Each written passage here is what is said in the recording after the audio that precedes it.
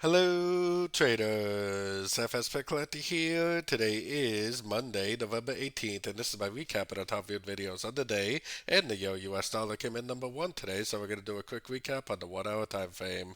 If you didn't see my full top down analysis on the euro dollar from this morning, make sure you check out the video linked at the end of this video over here. But also, don't forget to check out my website, fxpipcollector.com, if you would like to get access to my swing trade setups, my daily members only live streams on Zoom, and my 34 video trading course are included for only $30 per month.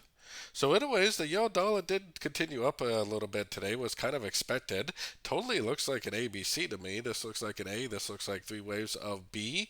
Looks like we are likely in a wave C right now. A lot of the other dollar pairs actually did break structure to the upside, so we're going to have to keep an eye on this. And we're definitely going to want to see, that 3, 4, 5 shape at a Fibonacci level and a nice engulfing move to the downside to believe that this is a wave C and to go short again for the continuation of the downtrend. Now, as long as it doesn't go up here and break this high right here, then we're definitely still in a downtrend on the higher time frames, and we should for sure continue to look for shorts at the end of every single ABC pullback, Fibonacci bounce, and golfing move that we see. So definitely still looking for shorts, but definitely keeping an eye on my structure just in case it does decide to go up and break structure, turning us back into a buyer.